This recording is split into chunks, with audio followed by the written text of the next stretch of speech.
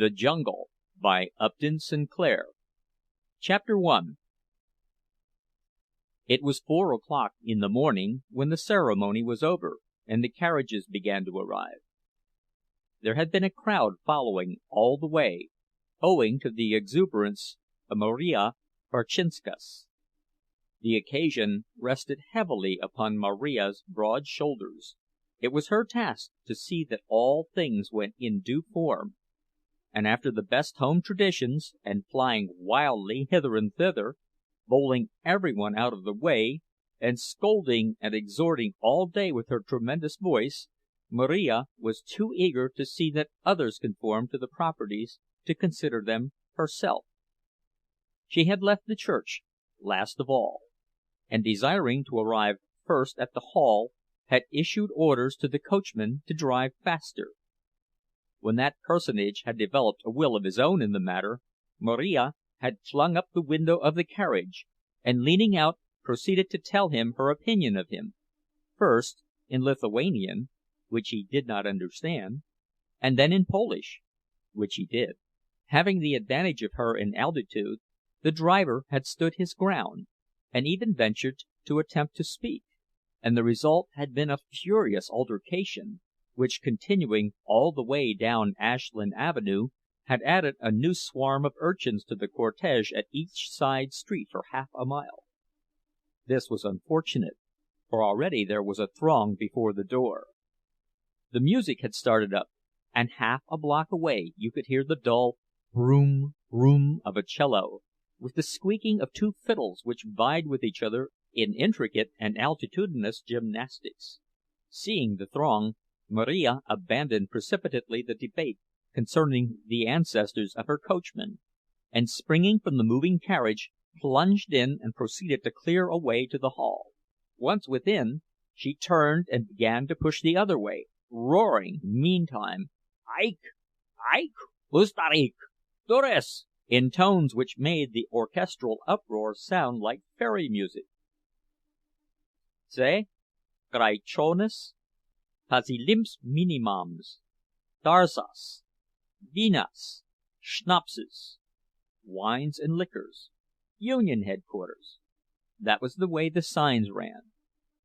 The reader, who perhaps has never held much converse in the language of far-off Lithuania, will be glad of the explanation that the place was the rear room of a saloon in that part of Chicago known as the Back of the Yards.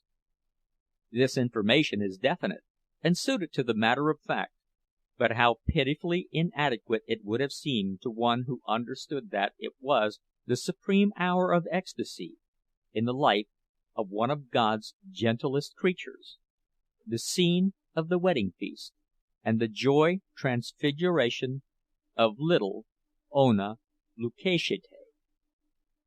She stood in the doorway, shepherded by Cousin Marija, breathless from pushing through the crowd, and in her happiness painful to look upon. There was a light of wonder in her eyes, and her lids trembled, and her otherwise wan little face was flushed. She wore a muslin dress, conspicuously white, and a stiff little veil coming to her shoulders. There were 5 pink paper roses twisted in the veil, and 11 bright green rose leaves. There were new white cotton gloves upon her hands, and as she stood staring about her she twisted them together feverishly. It was almost too much for her. You could see the pain of too great emotion in her face, and all the tremor of her form. She was so young, not quite 16, and small for her age, a mere child, and she had just been married, and married to Jurgis, of all men, to Jurgis Rudkus, he with the white flower in the buttonhole of his new black suit, he with the mighty shoulders and the giant hands. Ona was blue-eyed and fair, while Jurgis had great black eyes with beetling brows, and thick black hair that curled in waves about his ears. In short, they were one of those incongruous and impossible married couples with which Mother Nature so often wills to confound all prophets before and after. Jurgis could take up a 250-pound quarter of beef and carry it into a car without a stagger, or even a thought. And now he stood in a far corner, frightened as a hunted animal, and obliged to moisten his lips with his tongue each time before he could answer the congratulations of his friends. Gradually there was effected a separation between the spectators and the guests, a separation at least sufficiently complete for working purposes.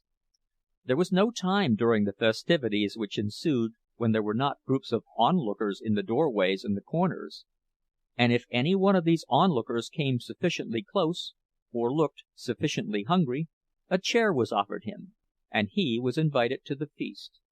It is one of the laws of the Veselija that no one goes hungry; and while a rule made in the forests of Lithuania is hard to apply in the stockyards district of Chicago, with its 250,000 inhabitants, still they did their best, and the children who ran in from the street, and even the dogs, went out again happier. A charming informality was one of those characteristics of this celebration. The men wore their hats, or, if they wished, they took them off, and their coats with them. They ate when and where they pleased, and moved as often as they pleased. There were to be speeches and singing, but no one had to listen who did not care to. If he wished, meantime, to speak or sing himself, he was perfectly free. The resulting medley of sound distracted no one, save possibly alone the babies, of which there were present a number equal to the total possessed by all the guests invited. There was no other place for the babies to be, and so part of the preparations for the evening consisted of a collection of cribs and carriages in one corner. In these the babies slept, 3 or 4 together, or wakened together, as the case might be.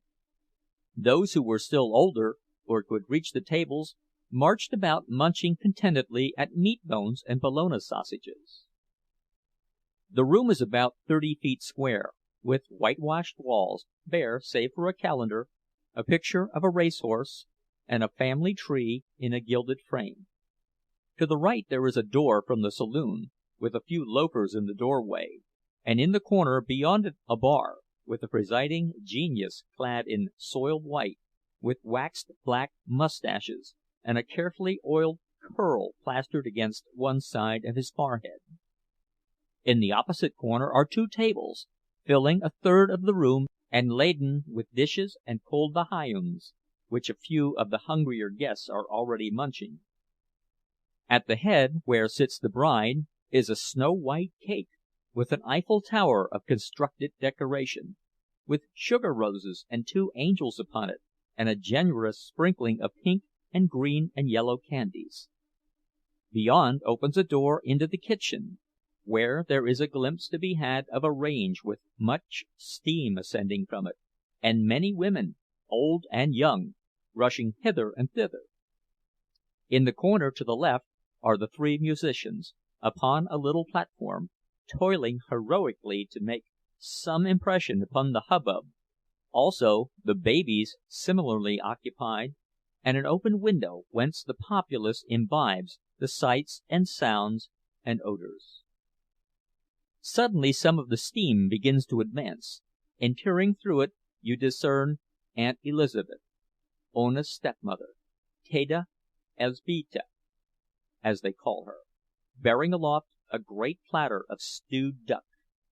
Behind her is Kotrina, making her way cautiously, staggering beneath a similar burden, and half a minute later there appears old grandmother Majauszkiene, with a big yellow bowl of smoking potatoes, nearly as big as herself. So bit by bit the feast takes form. There is a ham and a dish of sauerkraut, boiled rice, macaroni, bologna sausages, great piles of penny buns, bowls of milk, and foaming pitchers of beer. There is also, not 6 feet from your back, the bar, where you may order all you please and do not have to pay for it. "Aish, Greichow!" screams Maria Berczynskas, and falls to work herself, for there is more upon the stove inside that will be spoiled if it be not eaten.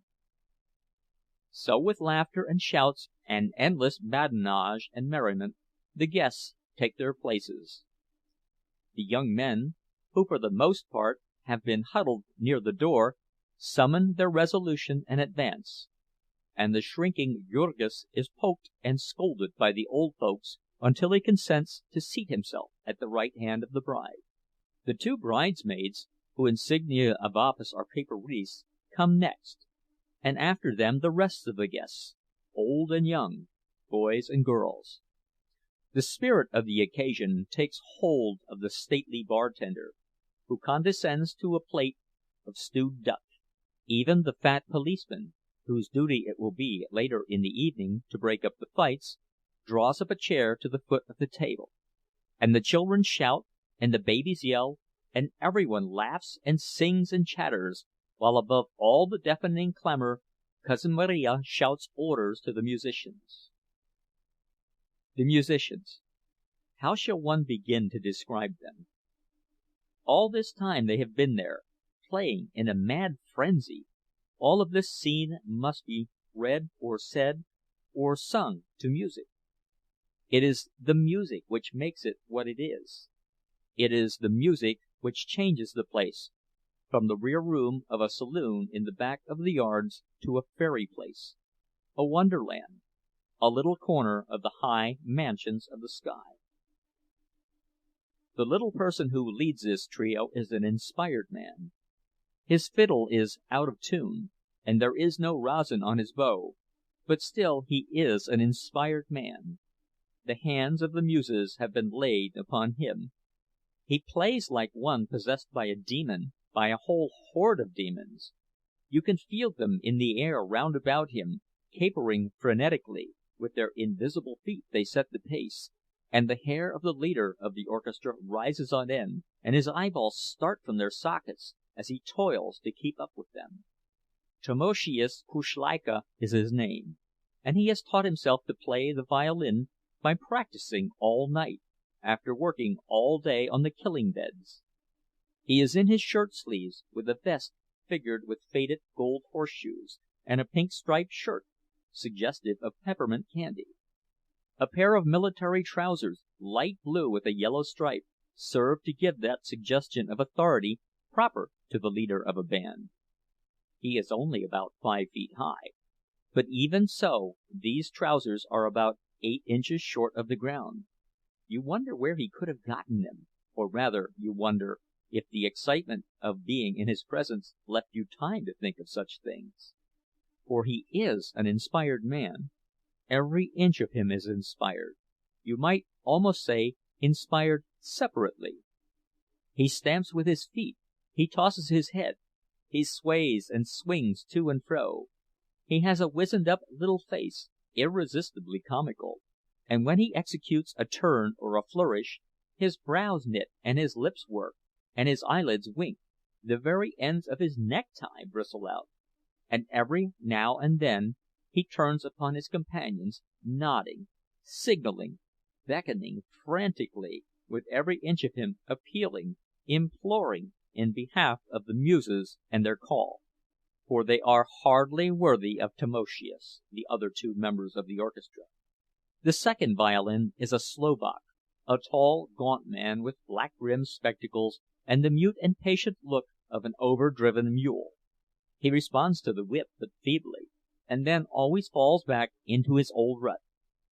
The third man is very fat, with a round, red, sentimental nose, and he plays with his eyes turned up to the sky and a look of infinite yearning. He is playing a bass part upon his cello, and so the excitement is nothing to him. No matter what happens in the treble, it is his task to saw out one long-drawn and lugubrious note after another, from 4 o'clock in the afternoon until nearly the same hour next morning, for his third of the total income of $1 per hour. Before the feast has been 5 minutes under way, Tamoszius Kuszleika has risen in his excitement. A minute or two more and you see that he is beginning to edge over toward the tables. His nostrils are dilated and his breath comes fast. His demons are driving him. He nods and shakes his head at his companions, jerking at them with his violin, until at last the long form of the second violinist also rises up.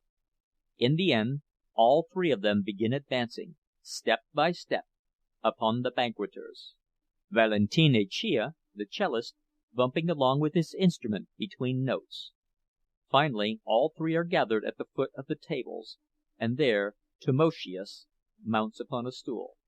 Now he is in his glory, dominating the scene. Some of the people are eating, some are laughing and talking, but you will make a great mistake if you think there is one of them who does not hear him. His notes are never true, and his fiddle buzzes on the low ones and squeaks and scratches on the high.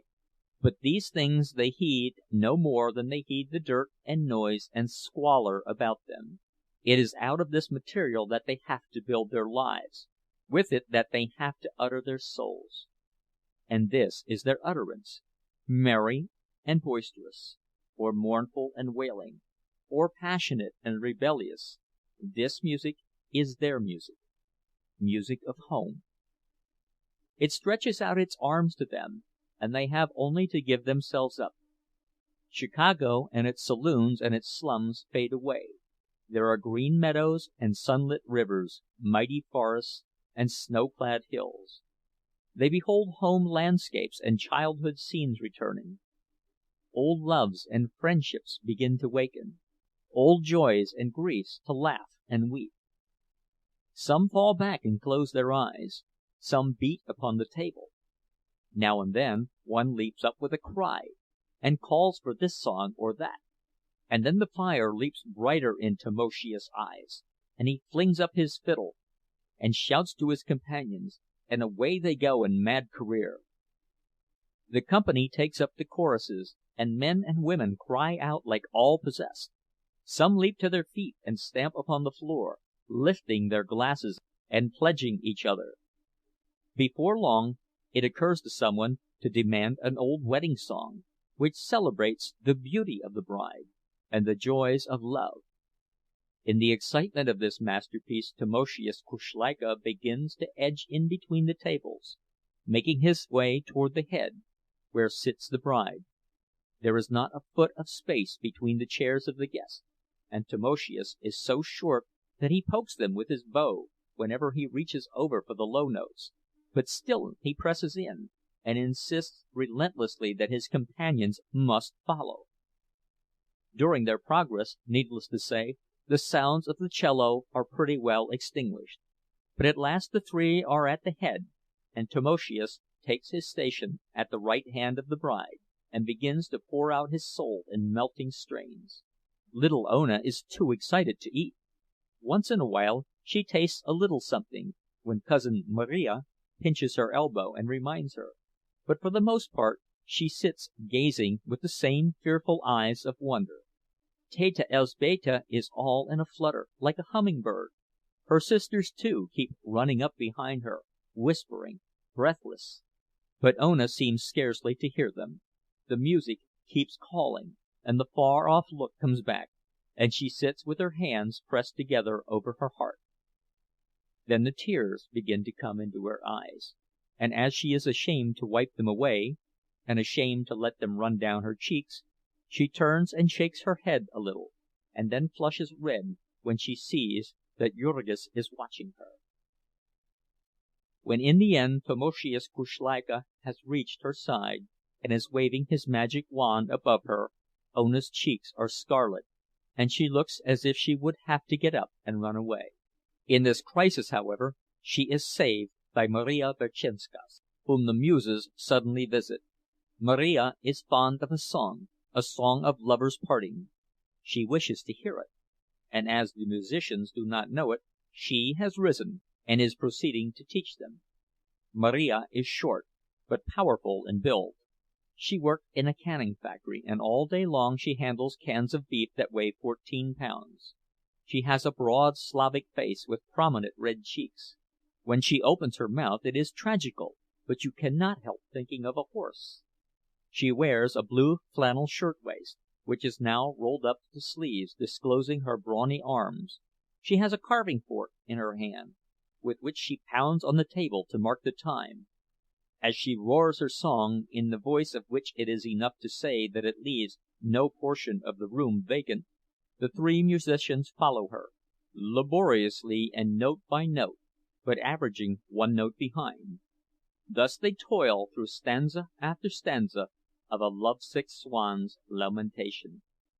Sudjev kivet kelly to brown gaises, Sudjev irleme man bednam, Matal Pichaikri tep uk chausis, Jogwerk an sveto rek venam.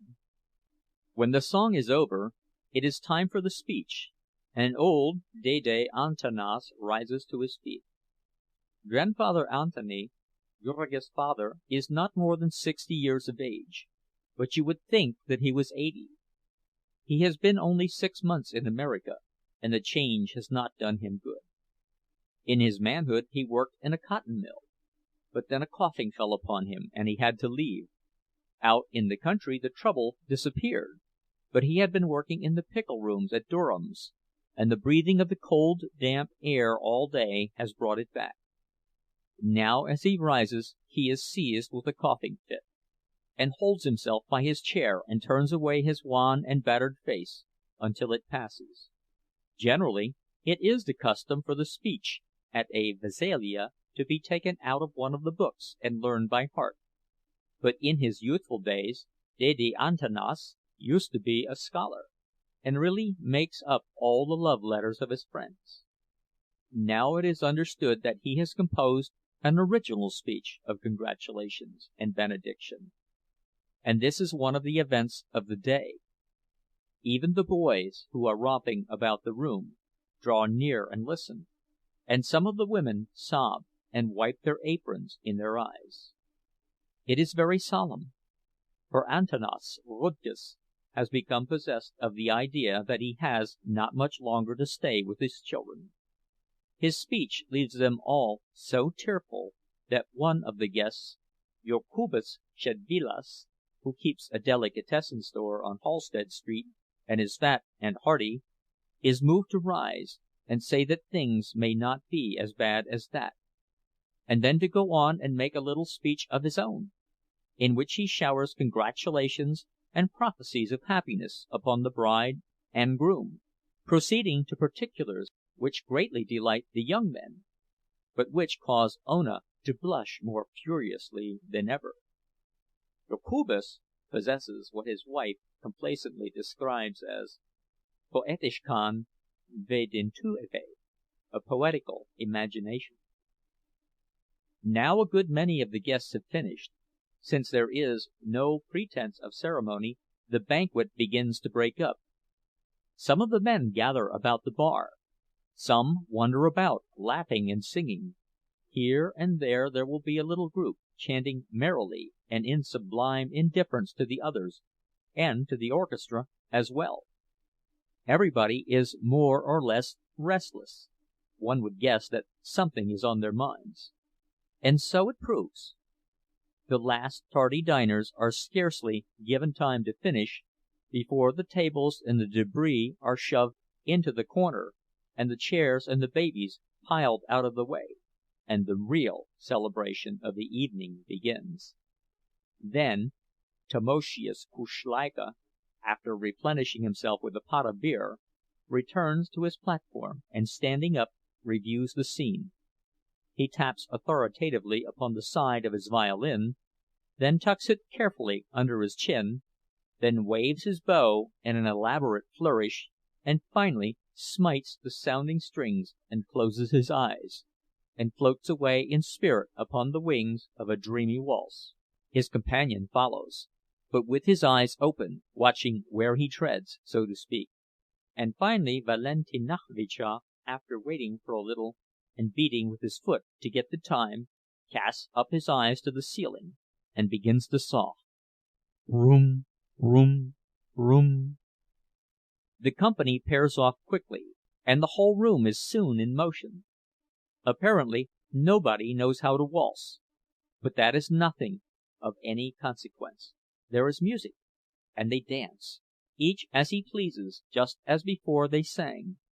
Most of them prefer the two-step, especially the young, with whom it is the fashion. The older people have dances from home, strange and complicated steps, which they execute with grave solemnity. Some do not dance anything at all, but simply hold each other's hands and allow the undisciplined joy of motion to express itself with their feet. Among these are Jokubas Szedvilas and his wife Lucija, who together keep the delicatessen store, and consume nearly as much as they sell. They are too fat to dance, but they stand in the middle of the floor, holding each other fast in their arms, rocking slowly from side to side, and grinning seraphically, a picture of toothless and perspiring ecstasy. Of these older people many wear clothing reminiscent in some detail of home, an embroidered waistcoat or stomacher, or a gaily colored handkerchief, or a coat with large cuffs and fancy buttons. All these things are carefully avoided by the young, most of whom have learned to speak English and to affect the latest style of clothing. The girls wear ready-made dresses or shirtwaists, and some of them look quite pretty. Some of the young men you would take to be Americans, of the type of clerks, but for the fact that they wear their hats in the room. Each of these younger couples affects a style of its own in dancing. Some hold each other tightly, some at a cautious distance. Some hold their hands out stiffly, some drop loosely at their sides, some dance springingly, some glide softly, some move with great dignity. There are boisterous couples who tear wildly about the room, knocking everyone out of their way. There are nervous couples whom these frighten, and who cry "Nuskrok! Kazra!" at them as they pass. Each couple is paired for the evening; you will never see them change about. There is Elena Yesatite, for instance, who has danced unending hours with Juozas Rashus, to whom she is engaged. Elena is the beauty of the evening, and she would be really beautiful if she were not so proud. She wears a white shirtwaist, which represents perhaps half a week's labor painting cans. She holds her skirt with her hand as she dances, with stately precision, after the manner of the grande dame. Juozas is driving one of Durham's wagons, and is making big wages. He affects a tough aspect, wearing his hat on one side, and keeping a cigarette in his mouth all the evening. Then there is Jadwiga Marcinkus, who is also beautiful, but humble. Jadwiga likewise paints cans, but then she has an invalid mother, and 3 little sisters to support by it, and so she does not spend her wages for shirtwaists. Jadwiga is small and delicate, with jet-black eyes and hair, the latter twisted into a little knot and tied on the top of her head. She wears an old white dress, which she has made herself and worn to parties for the past 5 years. It is high-waisted, almost under her arms, and not very becoming. But that does not trouble Jadwiga, who is dancing with her Mikolas. She is small, while he is big and powerful. She nestles in his arms, as if she would hide herself from view, and leans her head upon his shoulder. He, in turn, has clasped her arms tightly around her, as if he would carry her away, and so she dances, and will dance the entire evening, and would dance forever, in ecstasy of bliss. You would smile perhaps to see them, but you would not smile if you knew all the story. This is the 5th year now that Jadwiga has been engaged to Mikolas, and her heart is sick. They would have been married in the beginning, only Mikolas has a father who is drunk all day, and he is the only other man in a large family.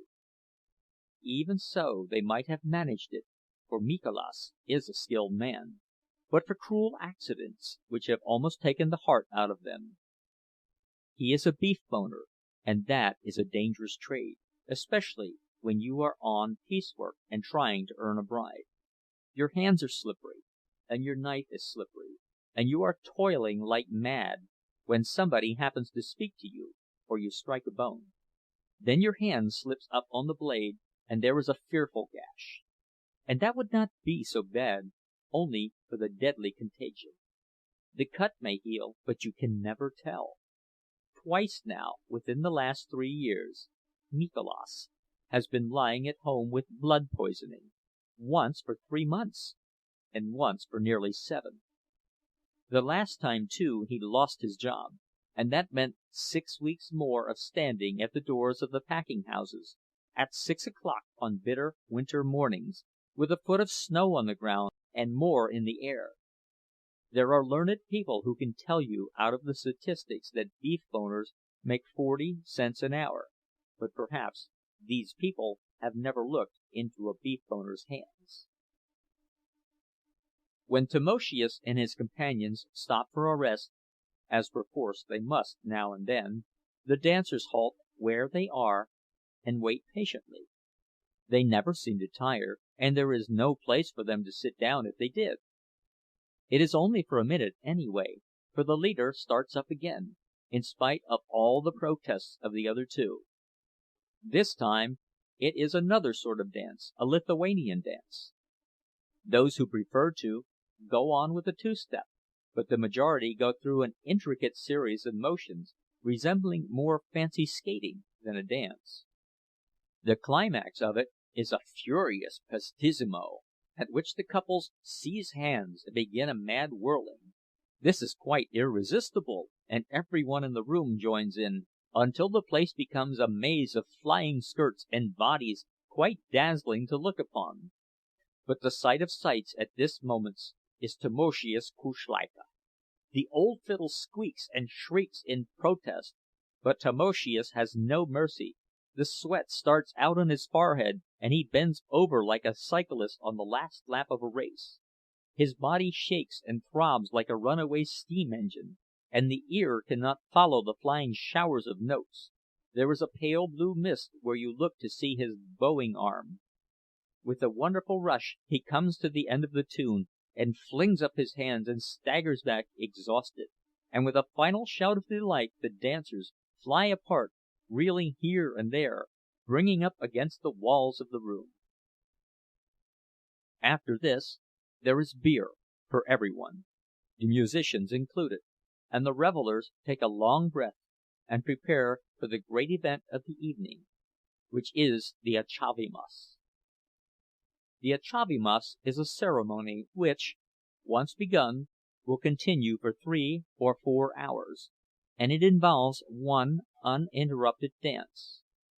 The guests form a great ring, locking hands, and when the music starts up, begin to move around in a circle. In the center stands the bride, and one by one the men step into the enclosure and dance with her. Each dances for several minutes, as long as he pleases. It is a very merry proceeding, with laughter and singing, and when the guest has finished, he finds himself face to face with Teta Elzbieta, who holds the hat.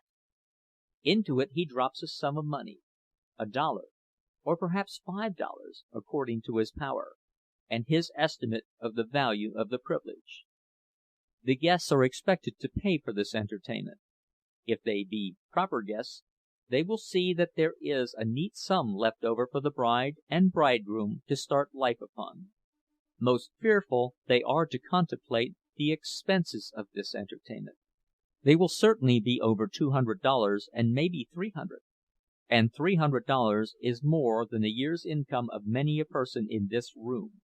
There are able-bodied men here who work from early morning until late at night, in ice-cold cellars with a quarter-inch of water on the floor, men who for 6 or 7 months in the year never see the sunlight from Sunday afternoon till the next Sunday morning, and who cannot earn $300 in a year. There are little children here, scarce in their teens, who can hardly see the top of the workbenches, whose parents have lied to get them their places, and who do not make the half of $300 a year, and perhaps not even the third of it. And then to spend such a sum, all in a single day of your life, at a wedding feast. For obviously it is the same thing whether you spend it at once for your own wedding, or in a long time at the weddings of all your friends. It is very imprudent, it is tragic, but it is so beautiful. Bit by bit, these poor people have given up everything else, but to this they cling with all the power of their souls. They cannot give up the Veselija. To do that would mean not merely to be defeated, but to acknowledge defeat. And the difference between these two things is what keeps the world going.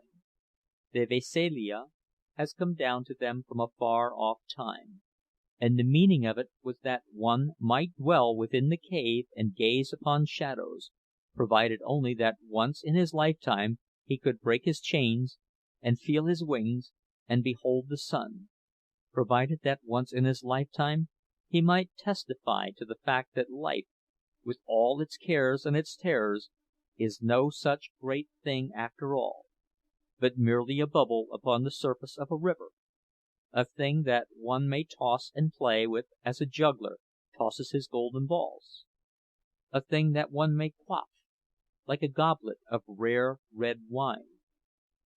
Thus, having known himself for the master of things, a man could go back to his toil and live upon the memory all his days. Endlessly the dancers swung round and round. When they were dizzy, they swung the other way. Hour after hour this had continued. The darkness had fallen, and the room was dim from the light of two smoky oil lamps. The musicians had spent all their fine frenzy by now, and played only one tune, wearily, ploddingly. There were 20 bars or so of it, and when they came to the end, they began again.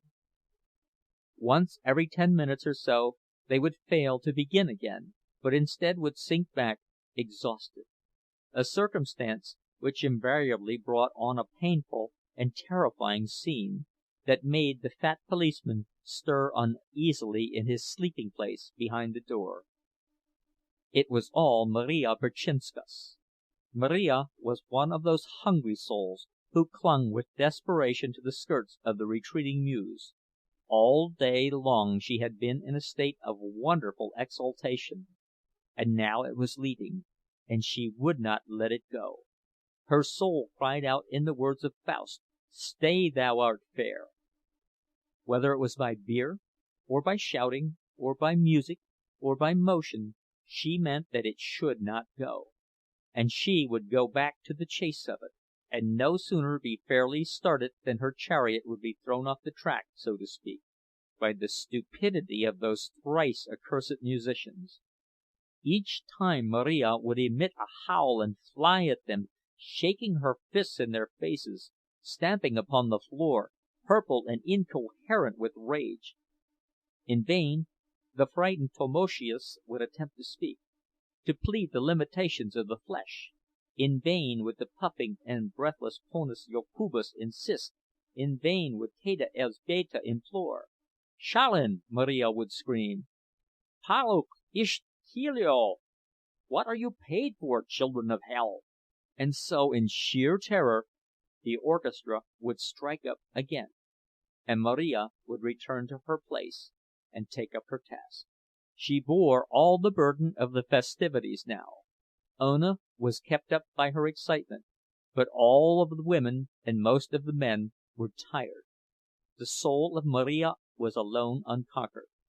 She drove on the dancers.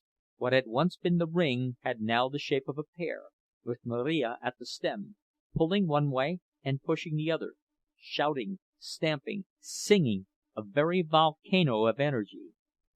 Now and then some coming in or out would leave the door open, and the night air was chill. Marija, as she passed, would stretch out her foot and kick the doorknob, and slam would go the door. Once this procedure was the cause of a calamity, of which Sebastijonas Szedvilas was the hapless victim. Little Sebastijonas, aged 3, had been wandering about, oblivious to all things, holding turned up over his mouth a bottle of liquid known as pop, pink-colored, ice-cold, and delicious. Passing through the doorway, the door smote him full, and the shriek which followed brought the dancing to a halt. Marija, who threatened horrid murder 100 times a day, and would weep over the injury of a fly, seized little Sebastijonas in her arms and bid fair to smother him with kisses. There was a long rest for the orchestra and plenty of refreshments, while Marija was making her peace with her victim, seating him upon the bar and standing beside him, and holding to his lips a foaming schooner of beer.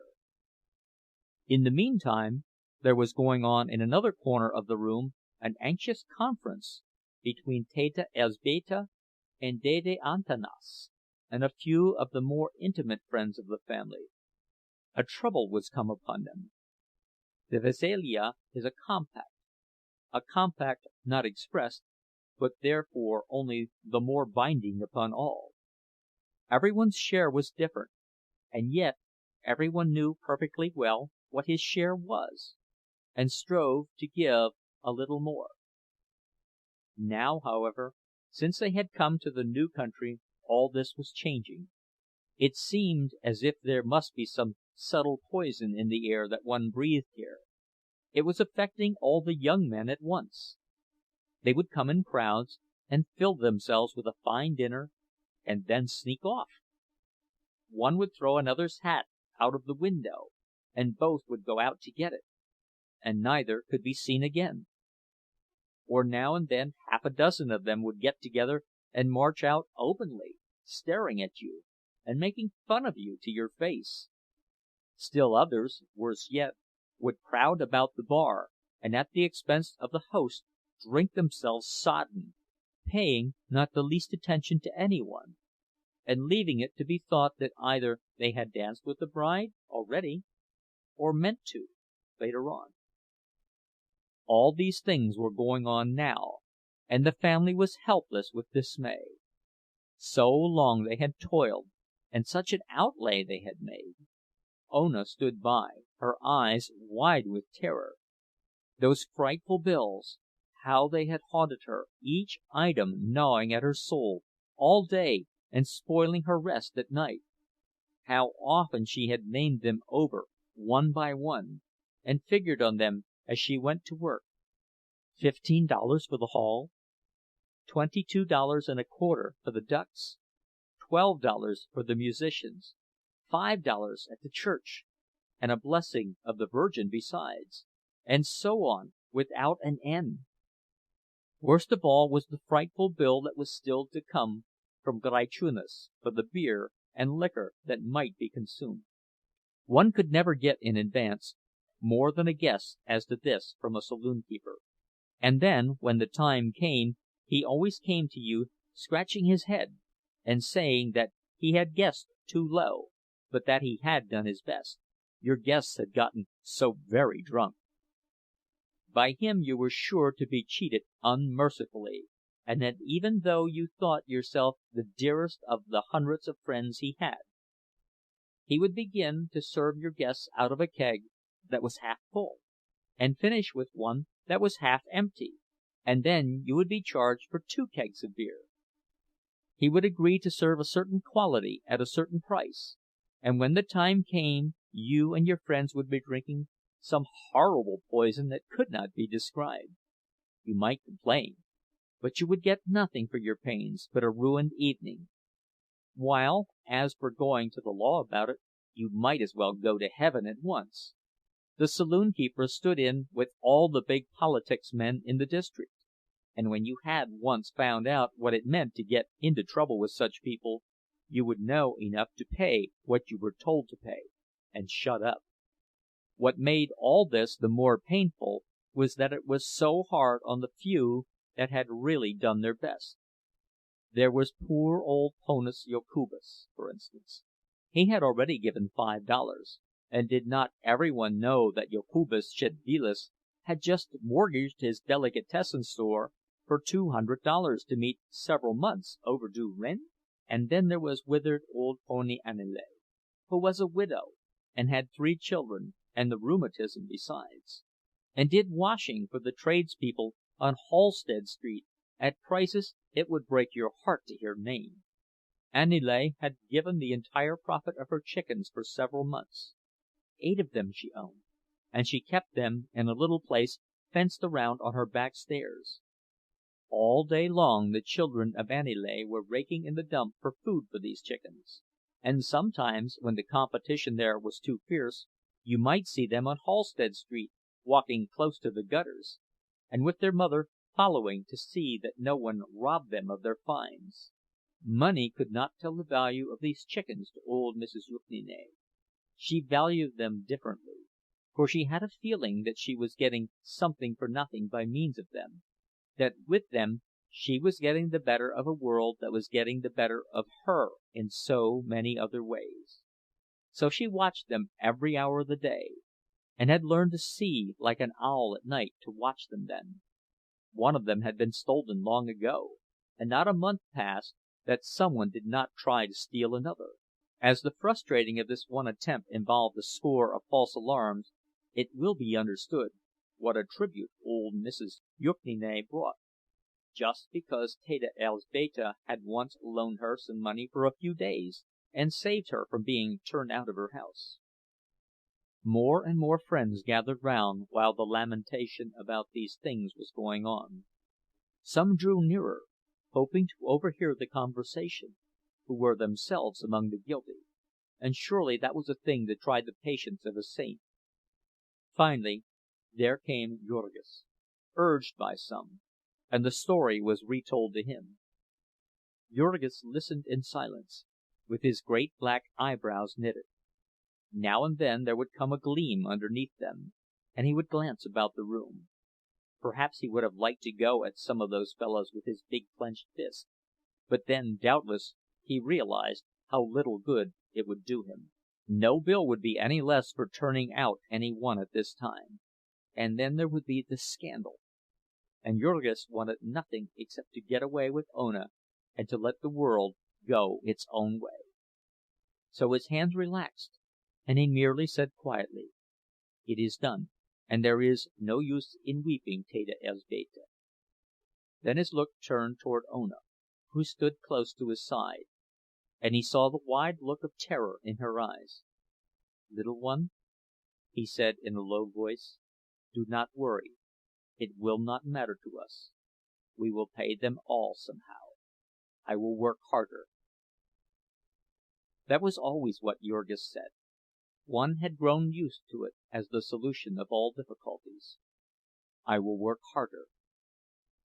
He had said that in Lithuania, when one official had taken his passport from him, and another had arrested him for being without it, and the two had divided a third of his belongings. He had said it again in New York, when the smooth-spoken agent had taken them in hand and made them pay such high prices, and almost prevented their leaving his place, in spite of their paying. Now he said it a third time, and Ona drew a deep breath. It was so wonderful to have a husband, just like a grown woman, and a husband who could solve all problems, and who was so big and strong. The last sob of little Sebastijonas had been stifled, and the orchestra had once more been reminded of its duty. The ceremony begins again, but there are few now left to dance with, and so very soon the collection is over, and promiscuous dances once more begin. It is now after midnight, however, and things are not as they were before. The dancers are dull and heavy. Most of them have been drinking hard, and have long ago passed the stage of exhilaration.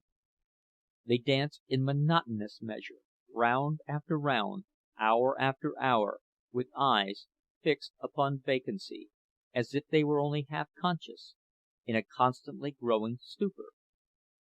The men grasp the women very tightly, but there will be half an hour together when neither will see the other's faces. Some couples do not care to dance, and have retired to the corners, where they sit with their arms enlaced.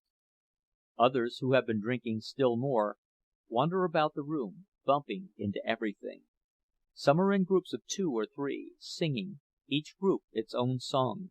As time goes on there is a variety of drunkenness, among the younger men especially. Some stagger about in each other's arms, whispering maudlin words. Others start quarrels upon the slightest pretext, and come to blows and have to be pulled apart. Now the fat policeman wakens definitely, and feels of his club to see that it is ready for business. He has to be prompt, for these 2 o'clock in the morning fights, if they once get out of hand, are like a forest fire, and may mean the whole reserves at the station. The thing to do is to crack every fighting head that you see, before there are so many fighting heads that you cannot crack any of them. There is but scant account kept of cracked heads in the back of the yards, for men who have to crack the heads of animals all day seem to get into the habit, and to practice on their friends and even on their families between times. This makes it a cause for congratulation that by modern methods a very few men can do the painfully necessary work of head cracking for the whole of the cultured world. There is no fight that night, perhaps because Jurgis, too, is watchful, even more so than the policeman. Jurgis has drunk a great deal, as any one naturally would on an occasion when it all has to be paid for, whether it is drunk or not.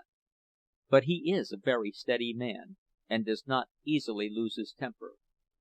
Only once there is a tight shave, and that is the fault of Marija Berczynskas.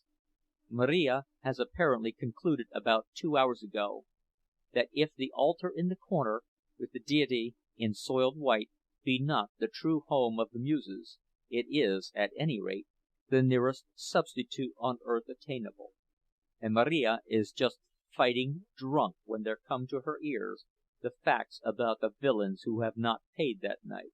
Marija goes on the warpath straight off, without even the preliminary of a good cursing, and when she is pulled off, it is with the coat collars of 2 villains in her hands. Fortunately, the policeman is disposed to be reasonable, and so it is not Marija who is flung out of the place. All this interrupts the music for not more than a minute or two. Then again the merciless tune begins, the tune that has been played for the last half hour without one single change. It is an American tune this time, one which they have picked up on the streets. All seem to know the words of it, or at any rate the first line of it, which they hum to themselves, over and over again without rest. In the good old summertime, in the good old summertime, in the good old summertime, in the good old summertime. There seems to be something hypnotic about this, with its endlessly recurring dominant. It has put a stupor upon every one who hears it, as well as upon the men who are playing it. No one can get away from it, or even think of getting away from it. It is 3 o'clock in the morning, and they have danced out all their joy, and danced out all their strength, and all the strength that unlimited drink can give them, and still there is no one among them who has the power to think of stopping. Promptly at 7 o'clock this same Monday morning, they will, every one of them, have to be in their places at Durham's or Brown's or Jones's, each in his working clothes. If one of them be a minute late, he will be docked an hour's pay, and if he be many minutes late, he will be apt to find his brass check turned to the wall, which will send him out to join the hungry mob that waits every morning at the gates of the packing houses, from 6 o'clock until nearly 8:30. There is no exception to this rule, not even little Ona, who has asked for a holiday the day after her wedding day, a holiday without pay, and been refused. While there are so many who are anxious to work as you wish, there is no occasion for incommoding yourself with those who must work otherwise. Little Ona is nearly ready to faint, and half in a stupor herself, because of the heavy scent in the room. She has not taken a drop, but everyone else there is literally burning alcohol, as the lamps are burning oil. Some of the men who are sound asleep in their chairs or on the floor are reeking of it so that you cannot go near them. Now and then Jurgis gazes at her hungrily. He has long since forgotten his shyness, But then the crowd is there, and he still waits, and watches the door, where a carriage is supposed to come. It does not. And finally he will wait no longer, but comes up to Ona, who turns white and trembles. He puts her shawl about her, and then his own coat. They live only 2 blocks away, and Jurgis does not care about the carriage. There is almost no farewell. The dancers do not notice them, and all of the children and many of the old folks have fallen asleep of sheer exhaustion. Dede Atanas is asleep, and so are the Szedvilases, husband and wife, the former snoring in octaves. There is Teta Elzbieta and Maria sobbing loudly, and then there is only the silent night, with the stars beginning to pale a little in the east. Jurgis, without a word, lifts Ona in his arms and strides out with her, and she sinks her head upon his shoulder with a moan. When he reaches home, he is not sure whether she has fainted or is asleep, and when he has to hold her with one hand while he unlocks the door, he sees that she has opened her eyes. "You shall not go to Brown's today, little one," he whispers as he climbs the stairs, and she catches his arm in terror, gasping, "No, no, I dare not! It will ruin us!" But he answers her again, "Leave it to me. Leave it to me. I will earn more money.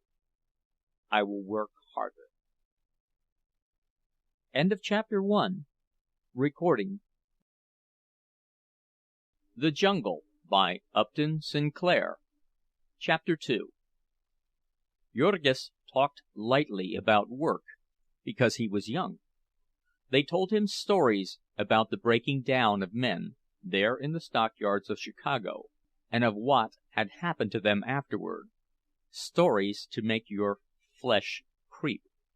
But Jurgis would only laugh. He had only been there 4 months, and he was young, and a giant besides. There was too much health in him. He could not even imagine how it would feel to be beaten. "That is well enough for men like you," he would say. "Silpness, puny fellows, but my back is broad." Jurgis was like a boy from the country. He was the sort of man the bosses like to get hold of, the sort they make it a grievance they cannot get hold of. When he was told to go to a certain place, he would go there on the run. When he had nothing to do for the moment, he would stand around fidgeting, dancing, with the overflow of energy that was in him. If he were working in a line of men, the line always moved too slowly for him, and you could pick him out by his impatience and restlessness. That was why he had been picked out on one important occasion, for Jurgis had stood outside of Brown & Company's Central Time Station not more than half an hour, the second day of his arrival in Chicago, before he had been beckoned by one of the bosses. Of this he was very proud, and it made him more disposed than ever to laugh at the pessimists. In vain would they all tell him that there were men in that crowd from which he had been chosen who had stood there a month, yes, many months, and not been chosen yet. Yes, he would say, but what sort of men? Broken-down tramps and good-for-nothings? Fellows who have spent all their money drinking, and want to get more for it? Do you want me to believe that with these arms," and he would clench his fists and hold them up in the air, so that you might see the rolling muscles, "that with these arms people will ever let me starve? It is plain," they would answer to this, "that you have come from the country, and from very far in the country." And this was the fact, for Jurgis had never seen a city, and scarcely even a fair-sized town, until he had set out to make his fortune in the world and earn his right to Ona.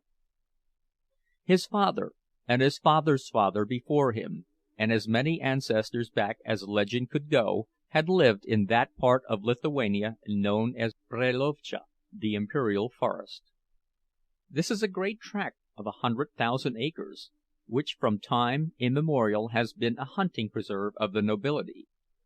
There are a very few peasants settled in it, holding title from ancient times, and one of these was Antanas Rudkus, who had been reared himself, and had reared his children in turn, upon half a dozen acres of cleared land in the midst of a wilderness. There had been one son besides Jurgis, and one sister. The former had been drafted into the army. That had been over 10 years ago, but since that day nothing had ever been heard of him. The sister was married, and her husband had bought the place when old Antanas had decided to go with his son. It was nearly a year and a half ago that Jurgis had met Ona at a horse fair 100 miles from home. Jurgis had never expected to get married. He had laughed at it as a foolish trap for a man to walk into. But here, without ever having spoken a word to her, with no more than the exchange of half a dozen smiles, he found himself, purple in the face with embarrassment and terror, asking her parents to sell her to him for his wife, and offering his father's 2 horses he had been sent to the fair to sell. But Ona's father proved as a rock. The girl was yet a child, and he was a rich man, and his daughter was not to be had in that way. So Jurgis went home with a heavy heart, and that spring and summer toiled and tried hard to forget. In the fall, after the harvest was over, he saw that it would not do, and tramped the full fortnight's journey that lay between him and Ona. He found an unexpected state of affairs, for the girl's father had died, and his estate was tied up with creditors. Jurgis' heart leaped as he realized that now the prize was within his reach. There was Elzbieta Lukoszaite, Teta, or Aunt as they called her, Ona's stepmother, and there were her 6 children of all ages. There was also her brother Jonas, a dried-up little man who had worked upon the farm. They were people of great consequence, as it seemed to Jurgis, fresh out of the woods. Ona knew how to read, and knew many other things that he did not know, and now the farm had been sold, and the whole family was adrift, all they owned in the world being about 700 rubles, which is half as many dollars. They would have had 3 times that, but it had gone to court, and the judge had decided against them, and it had cost the balance to get him to change his decision. Ona might have married and left them, but she would not, for she loved Teta Elzbieta. It was Jonas who suggested they all go to America, where a friend of his had gotten rich. He would work for his part, and the women would work, and some of the children doubtless. They would live somehow. Jurgis, too, had heard of America. That was a country where, they said, a man might earn 3 rubles a day, and Jurgis figured what 3 rubles a day would mean, with prices as they were where he lived, and decided forthwith that he would go to America and marry, and be a rich man in the bargain. In that country, rich or poor, a man was free, it was said. He did not have to go into the army. He did not have to pay out his money to rascally officials. He might do as he pleased, and count himself as good as any other man. So America was a place of which lovers and young people dreamed. If one could only manage to get the price of a passage, he could count his troubles at an end. It was arranged that they should leave the following spring, and meantime Jurgis sold himself to a contractor for a certain time, and tramped nearly 400 miles from home with a gang of men to work upon a railroad in Smolensk. This was a fearful experience, with filth and bad food and cruelty and overwork. But Jurgis stood it, and came out in fine trim, and with 80 rubles sewed up in his coat. He did not drink or fight, because he was thinking all the time of Ona, and for the rest he was a quiet, steady man, who did what he was told to, did not lose his temper often, and when he did lose it, made the offender anxious that he should not lose it again. When they paid him off, he dodged the company gamblers and dram shops, and so they tried to kill him, but he escaped, and tramped it home, working at odd jobs, and sleeping always with one eye open. So in the summertime they had all set out for America. At the last moment there joined them Marija Berczynskas, who was a cousin of Ona's. Marija was an orphan, and had worked since childhood for a rich farmer at Vilna, who beat her regularly. It was only at the age of 20 that it had occurred to Marija to try her strength, when she had risen up and nearly murdered the man, and then come away. There were 12 in all in the party, 5 adults and 6 children, and Ona, who was a little of both. They had a hard time on the passage. There was an agent who helped them, but he proved a scoundrel, and got them into a trap with some officials, and cost them a good deal of their precious money, which they clung to with such horrible fear. This happened to them again in New York, for of course they knew nothing about the country, and had no one to tell them, and it was easy for a man in a blue uniform to lead them away, and to take them to a hotel and keep them there, and make them pay enormous charges to get away. The law says that the rate card shall be on the door of a hotel, but it does not say that it shall be in Lithuanian. It was in the stockyards that Jonas' friend had gotten rich, and so to Chicago the party was bound. They knew that one word, Chicago, and that was all they needed to know, at least until they reached the city. Then, tumbled out of the cars without ceremony, they were no better off than before. They stood staring down the vista of Dearborn Street, with its big black buildings towering in the distance, unable to realize that they had arrived, and why, when they said Chicago, people no longer pointed in some direction, but instead looked perplexed, or laughed, or went on without paying any attention. They were pitiable in their helplessness. Above all things they stood in deadly terror of any sort of person in official uniform, and so whenever they saw a policeman they would cross the street and hurry by. For the whole of the first day they wandered about in the midst of deafening confusion, utterly lost, and it was only at night that, cowering in the doorway of a house, they were finally discovered and taken by a policeman to the station. In the morning an interpreter was found, and they were taken and put upon a car and taught a new word, stockyards. Their delight at discovering that they were to get out of this adventure without losing another share of their possessions it would not be possible to describe. They sat and stared out of the window. They were on a street which seemed to run on forever, mile after mile, 34 of them, if they had known it, and each side of it one uninterrupted row of wretched little 2-story frame buildings. Down every side street they could see, it was the same. Never a hill, and never a hollow, but always the same endless vista of ugly and dirty little wooden buildings. Here and there would be a bridge crossing a filthy creek, with hard-baked mud shores, and dingy sheds and docks along it. Here and there would be a railroad crossing, with a tangle of switches, and locomotives puffing, and rattling freight cars filing by. Here and there would be a great factory, a dingy building with innumerable windows in it, and immense volumes of smoke pouring from the chimneys, darkening the air above and making filthy the earth beneath. But after each of these interruptions the desolate procession would begin again, the procession of dreary little buildings. A full hour before the party reached the city they had begun to note the perplexing changes in the atmosphere.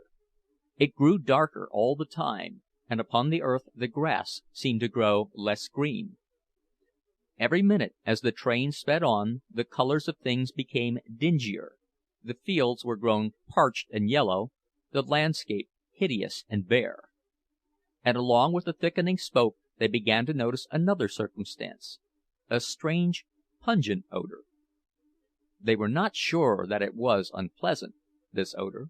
Some might have called it sickening, but their taste in odors was not developed, and they were only sure that it was curious.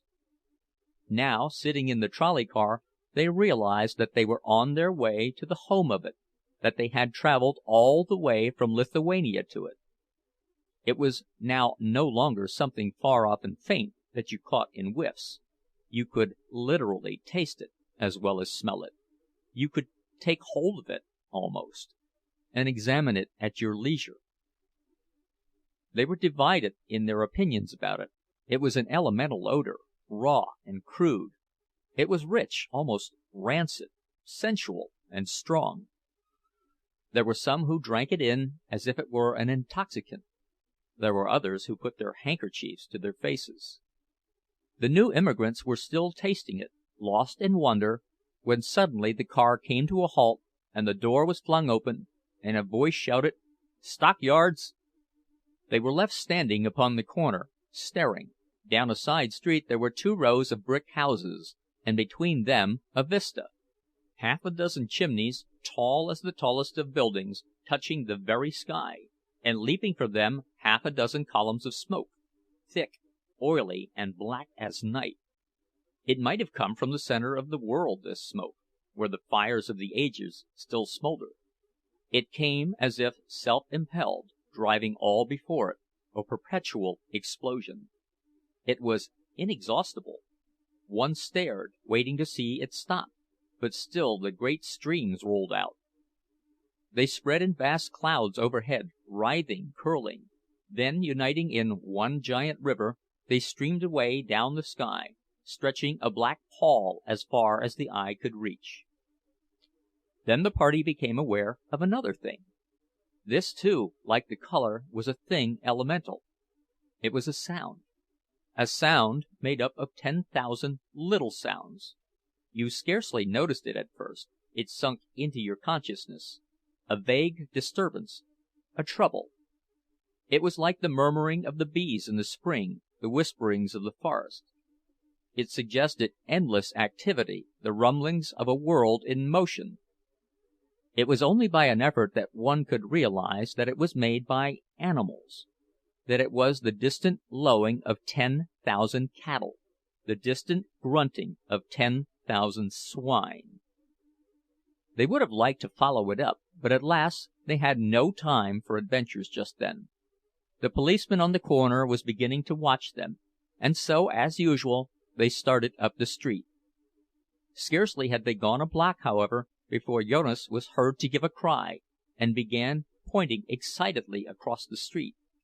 Before they could gather the meaning of his breathless ejaculations he had bounded away, and they saw him enter a shop, over which was a sign, J. Szedvilas, Delicatessen.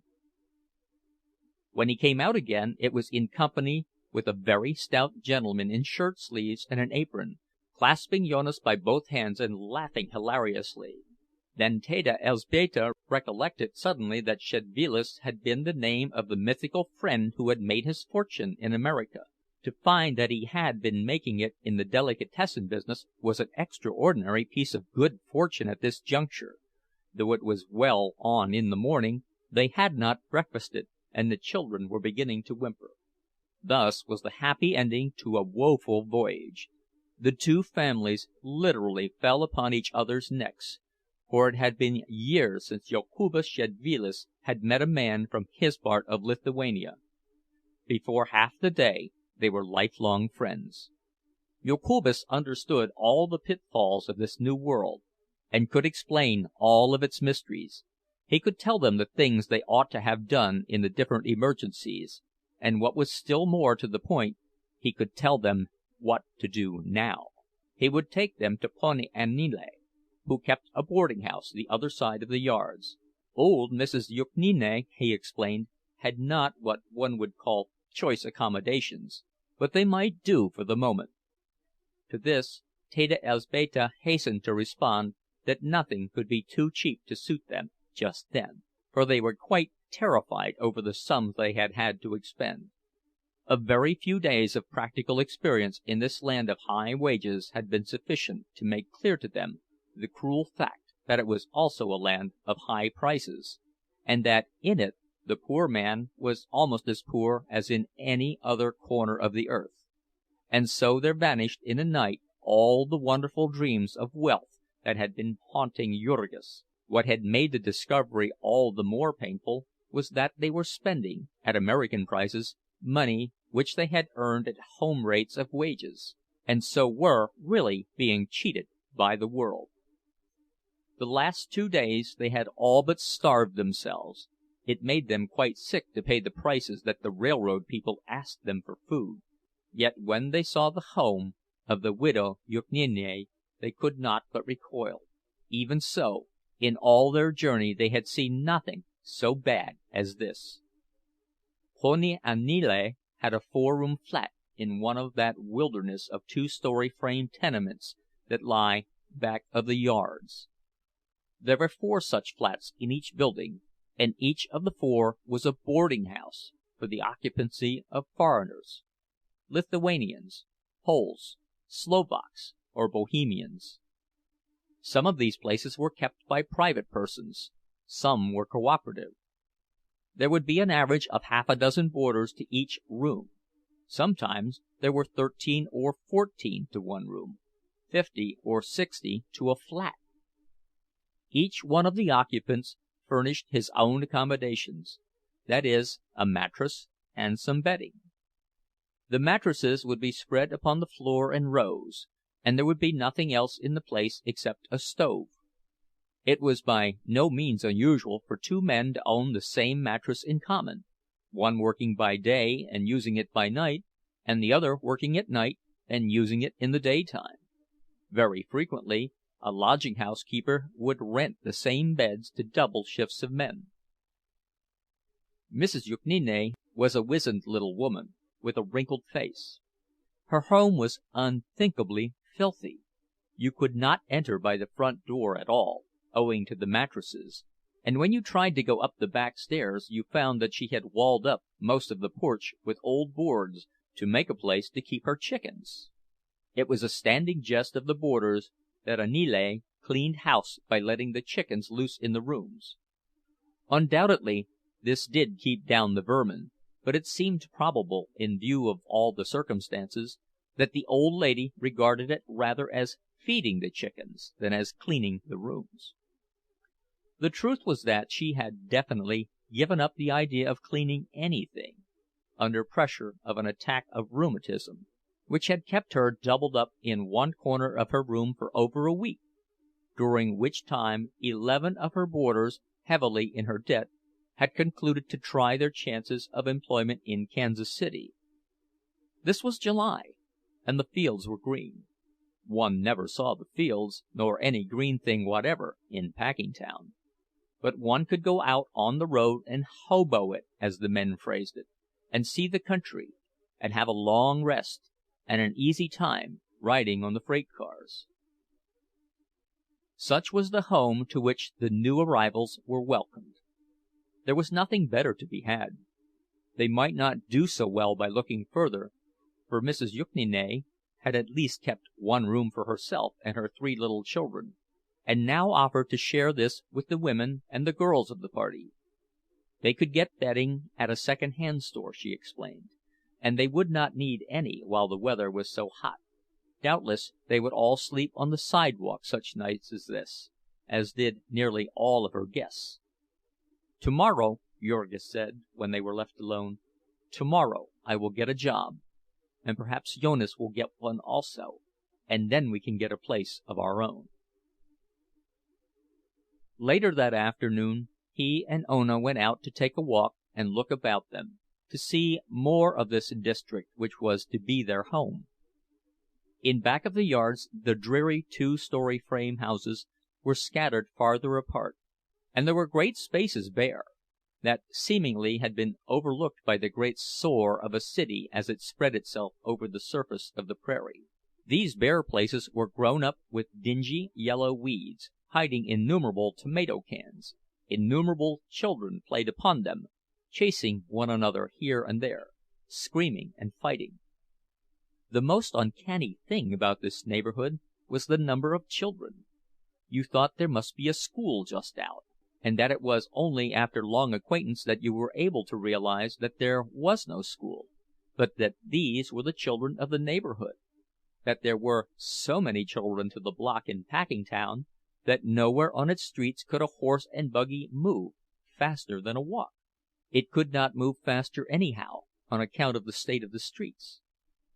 Those through which Jurgis and Ona were walking resembled streets less than they did a miniature topographical map.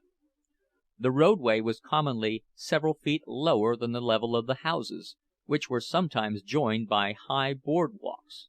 There were no pavements. These were mountains and valleys and rivers, gullies and ditches, and great hollows full of stinking green water. In these pools the children played, and rolled about in the mud of the streets. Here and there one noticed them digging in it after trophies which they had stumbled on. One wondered about this, as also about the swarms of flies which hung about the scene, literally blackening the air, and the strange fetid odor which assailed one's nostrils, a ghastly odor, of all the dead things of the universe. It impelled the visitor to questions, and then the residents would explain, quietly, that all this was made land, and that it had been made by using it as a dumping ground for the city garbage. After a few years the unpleasant effect of this would pass away, it was said; but meantime, in hot weather, and especially when it rained, the flies were apt to be annoying. Was it not unhealthful, the stranger would ask, and the residents would answer, "Perhaps, but there is no telling." A little way farther on, and Jurgis and Ona, staring open-eyed and wondering, came to the place where this made ground was in the process of making. Here was a great hole, perhaps 2 city blocks square, and with long files of garbage wagons creeping into it. The place had an odor for which there are no polite words, and it was sprinkled over with children, who raked in it from dawn till dark. Sometimes visitors from the packing houses would wander out to see this dump, and they would stand by and debate as to whether the children were eating the food they got, or merely collecting it for the chickens at home. Apparently none of them ever went down to find out. Beyond this dump there stood a great brickyard with smoking chimneys.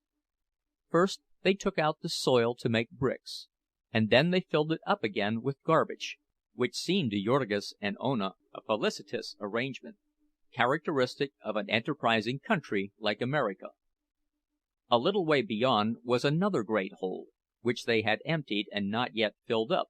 This held water, and all summer it stood there, with the nearby soil draining into it, festering and stewing in the sun, and then when winter came, somebody cut the ice on it and sold it to the people of the city. This too seemed to the newcomers an economical arrangement, for they did not read the newspapers, and their heads were not full of troublesome thoughts about germs. They stood there while the sun went down upon this scene, and the sky in the west turned blood red, and the tops of the houses shone like fire. Jurgis and Ona were not thinking of the sunset, however. Their backs were turned to it, and all their thoughts were of Packingtown, which they could see so plainly in the distance. The line of the buildings stood clear-cut and black against the sky. Here and there, out of the mass, rose the great chimneys, with the river of smoke streaming away to the end of the world. It was a study in colors now, this smoke. In the sunset light it was black and brown and gray and purple. All the sordid suggestions of the place were gone. In the twilight it was a vision of power. To the two who stood watching while the darkness swallowed it up, it seemed a dream of wonder, with its talc of human energy, of things being done, of employment for thousands upon thousands of men, of opportunity and freedom, of life and love and joy. When they came away, arm in arm, Jurgis was saying, "Tomorrow I shall go there and get a job." End of chapter 2. Recorded. The Jungle by Upton Sinclair. Chapter 3. In his capacity as delicatessen vendor, Jokubas Szedvilas had many acquaintances. Among these was one of the special policemen employed by Durham, whose duty it frequently was to pick out men for employment. Jokubas had never tried it, but he expressed a certainty that he could get some of his friends a job through this man.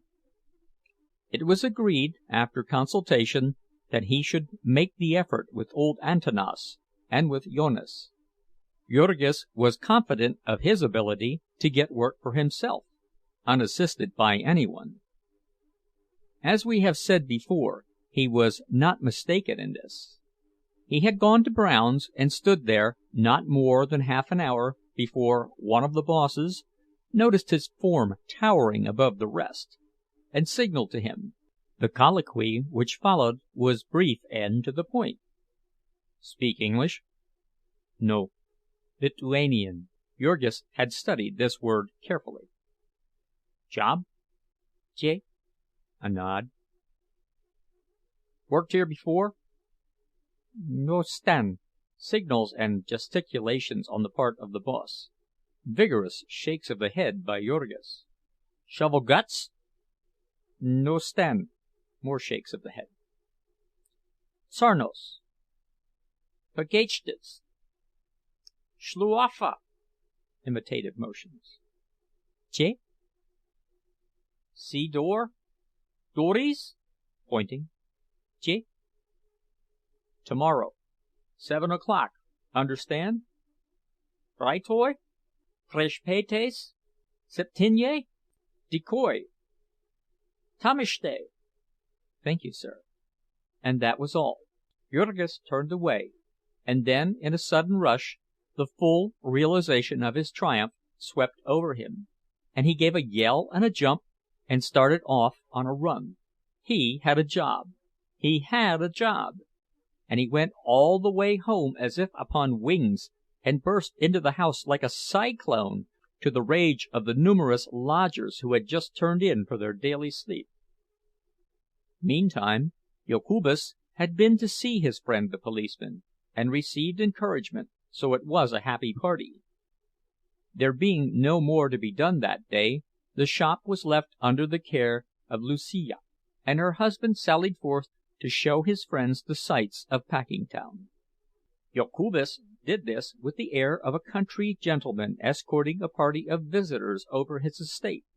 He was an old-time resident, and all these wonders had grown up under his eyes, and he had a personal pride in them.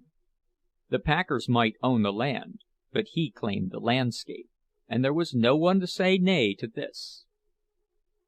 They passed down the busy street that led to the yards. It was still early morning, and everything was at its high tide of activity. A steady stream of employees was pouring through the gate, employees of the higher sort, at this hour, clerks and stenographers and such. For the women there were waiting big 2-horse wagons, which set off at a gallop as fast as they were filled. In the distance there was heard again the lowing of cattle, a sound as of a far-off ocean calling. They followed it this time, as eager as children in sight of a circus menagerie, which indeed the scene a good deal resembled. They crossed the railroad tracks, and then on each side of the street were the pens full of cattle. They would have stopped to look, but Jokubas hurried them on, to where there was a stairway and a raised gallery from which everything could be seen. Here they stood, staring, breathless with wonder. There is over a square mile of space in the yards, and more than half of it is occupied by cattle pens. North and south, as far as the eye can reach, there stretches a sea of pens. And they were all filled. So many cattle no one had ever dreamed existed in the world. Red cattle, black, white, and yellow cattle, old cattle and young cattle, great bellowing bulls and little calves not an hour born, meek-eyed milch cows, and fierce long-horned Texas steers. The sound of them here was as of all the barnyards of the universe, and as for counting them, it would have taken all day simply to count the pens. Here and there ran long alleys, blocked at intervals by gates, and Jokubas told them that the number of these gates was 25,000. Jokubas had recently been reading a newspaper article which was full of statistics such as that, and he was very proud as he repeated them and made his guests cry out with wonder. Jurgis, too, had a little of this sense of pride. Had he not just gotten a job, and become a sharer in all this activity, a cog in this marvelous machine? Here and there about the alleys galloped men upon horseback, booted and carrying long whips. They were very busy, calling to each other, and to those who were driving the cattle. They were drovers and stock raisers who had come from far states, and brokers and commission merchants, and buyers for all the big packing houses. Here and there they would stop to inspect a bunch of cattle, and there would be a parley, brief and businesslike. The buyer would nod or drop his whip, and that would mean a bargain, and he would note it in his little book, along with hundreds of others he had made that morning. Then Jokubas pointed out the place where the cattle were driven to be weighed, upon a great scale that would weigh 100,000 pounds at once and record it automatically. It was near to the east entrance that they stood, and all along this east side of the yards ran the railroad tracks, into which the cars were run, loaded with cattle. All night long this had been going on, and now the pens were full. By tonight they would all be empty, and the same thing would be done again. "And what will become of all these creatures?" cried Teta Elzbieta. "By tonight," Jokubas answered, "they will all be killed and cut up, and over there on the other side of the packing houses are more railroad tracks, where the cars come to take them away." There were 250 miles of track within the yards, their guide went on to tell them. They brought about 10,000 head of cattle every day, and as many hogs, and half as many sheep, which meant some 8 or 10 million live creatures turned into food every year. One stood and watched, and little by little caught the drift of the tide, as it set in the direction of the packing houses. There were groups of cattle being driven to the chutes, which were roadways about 15 feet wide, raised high above the pens. In these chutes the stream of animals was continuous. It was quite uncanny to watch them, pressing on to their fate, all unsuspicious, a very river of death. Our friends were not poetical, and the sight suggested to them no metaphors of human destiny. They thought only of the wonderful efficiency of it all. The chutes into which the hogs went climbed high up to the very top of the distant buildings, and Jokubas explained that the hogs went up by the power of their own legs, and then their weight carried them back through all the processes necessary to make them into pork. "They don't waste anything here," said the guide, and then he laughed and added a witticism, which he was pleased that his unsophisticated friends should take to be his own. "They use everything about the hog except the squeal."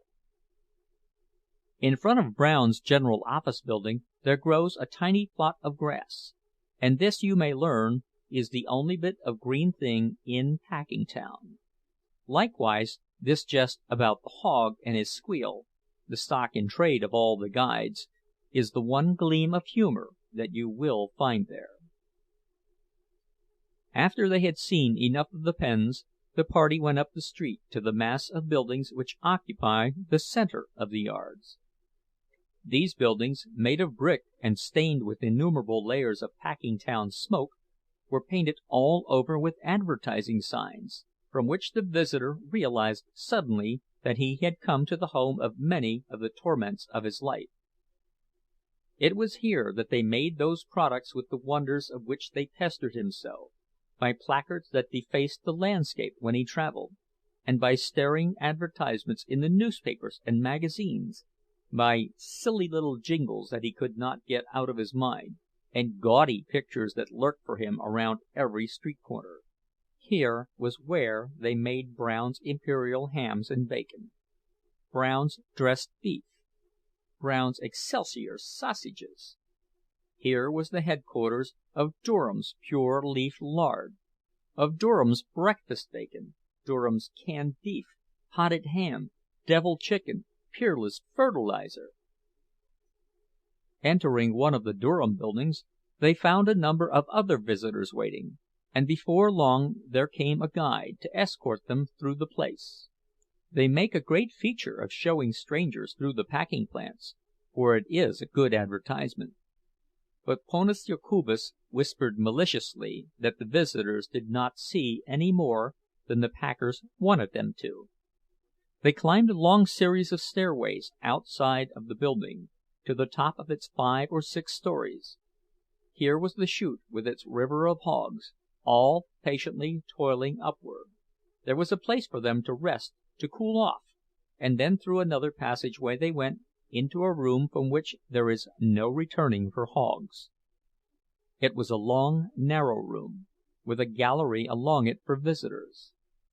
At the head there was a great iron wheel, about 20 feet in circumference, with rings here and there along its edge.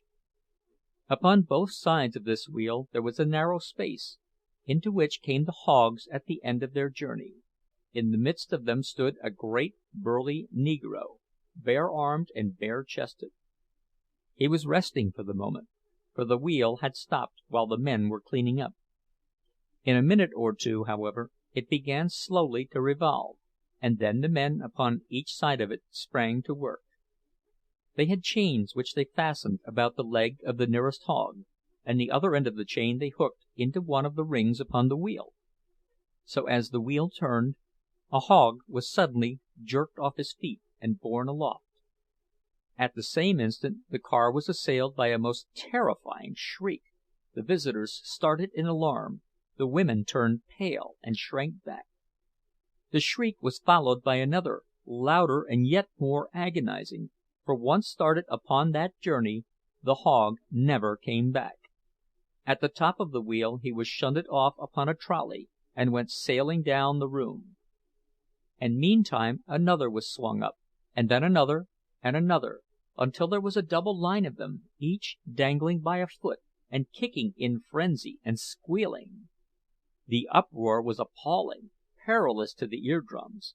One feared there was too much sound for the room to hold, that the walls must give way, or the ceiling crack. There were high squeals and low squeals, grunts and wails of agony. There would come a momentary lull, and then a fresh outburst, louder than ever, surging up to a deafening climax. It was too much for some of the visitors. The men would look at each other, laughing nervously, and the women would stand with hands clenched, and the blood rushing to their faces, and the tears starting in their eyes. Meantime, heedless of all these things, the men upon the floor were going about their work. Neither squeals of hogs nor tears of visitors made any difference to them. One by one they hooked up the hogs, and one by one, with a swift stroke, they slit their throats. There was a long line of hogs, with squeals and lifeblood ebbing away together, until at last each started again and vanished with a splash into a huge vat of boiling water. It was all so very businesslike that one watched it fascinated. It was pork-making by machinery, pork-making by applied mathematics. And yet, somehow, the most matter-of-fact person could not help thinking of the hogs. They were so innocent, they came so very trustingly, and they were so very human in their protests, and so perfectly within their rights. They had done nothing to deserve it, and it was adding insult to injury, as the thing was done here, swinging them up in this cold-blooded, impersonal way, without a pretense of apology, without the homage of a tear. Now and then a visitor wept, to be sure, but this slaughtering machine ran on, visitors or no visitors. It was like some horrible crime committed in a dungeon, all unseen and unheeded, buried out of sight and out of memory. One could not stand and watch very long without becoming philosophical, without beginning to deal in symbols and similes, and to hear the hog squeal of the universe.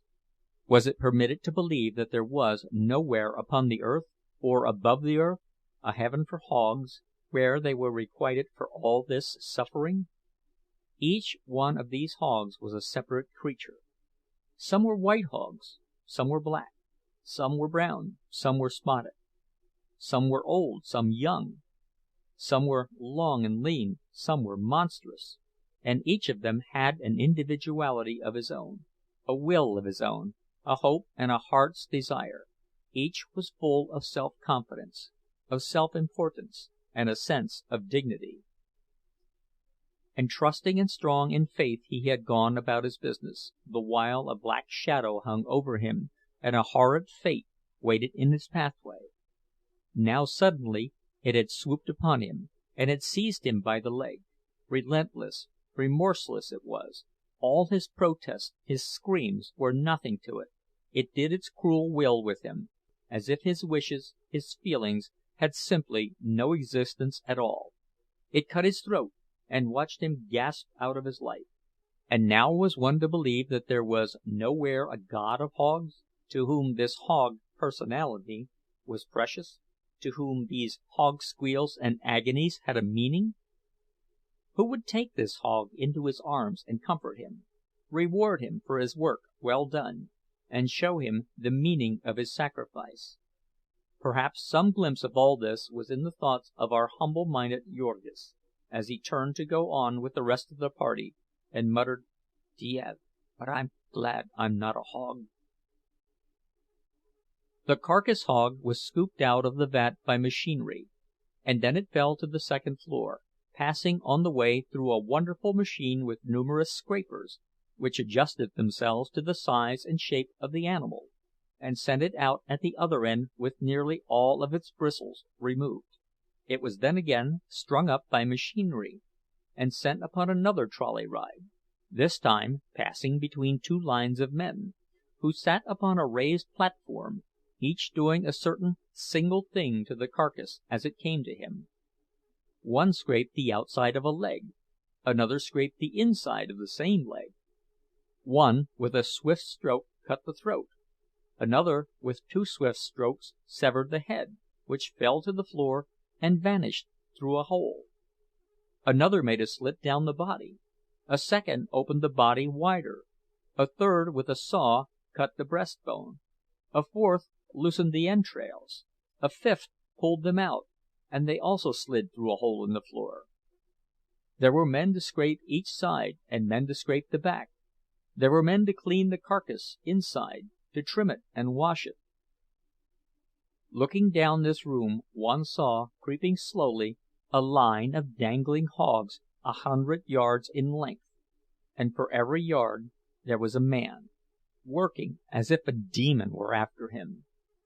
At the end of this hog's progress, every inch of the carcass had been gone over several times, and then it was rolled into the chilling room, where it stayed for 24 hours, and where a stranger might lose himself in a forest of freezing hogs.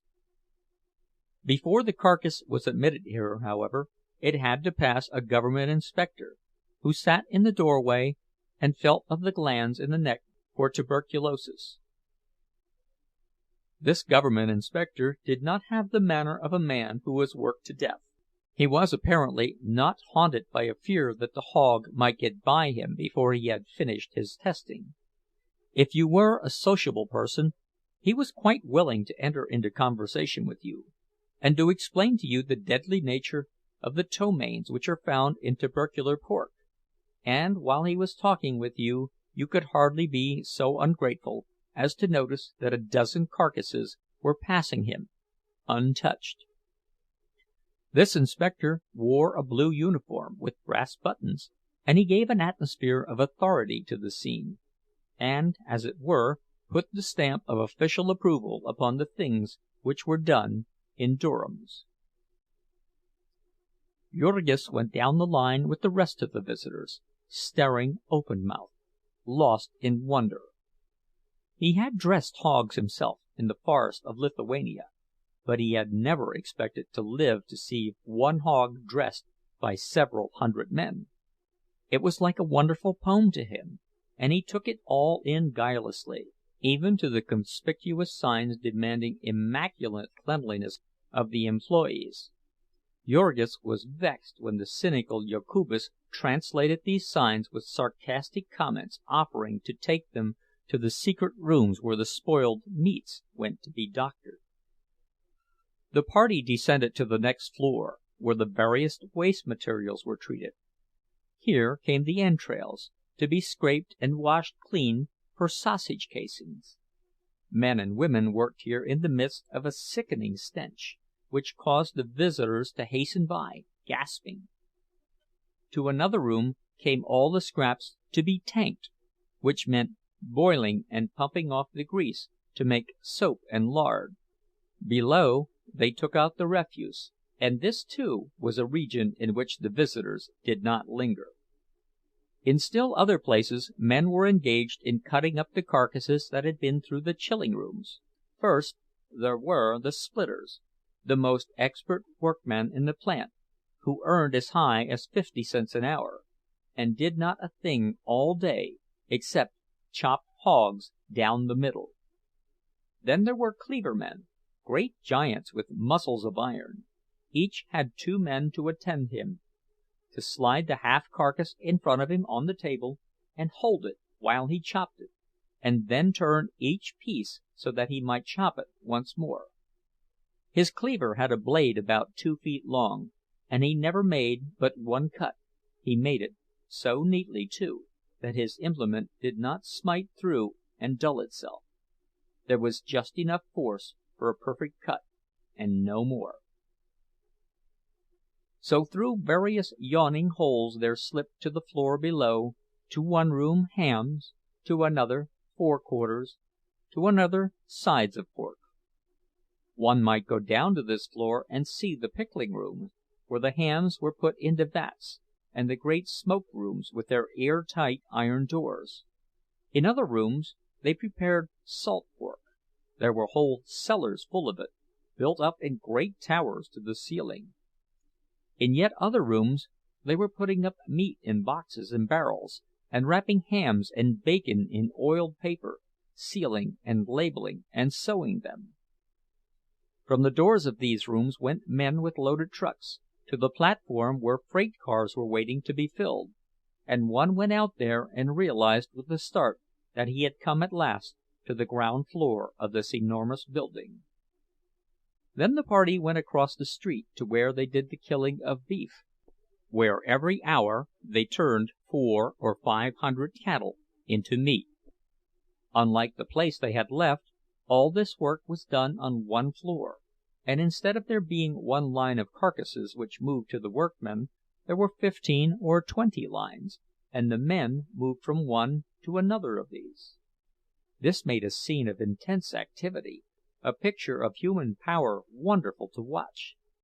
It was all in one great room, like a circus amphitheater, with a gallery for visitors running over the center.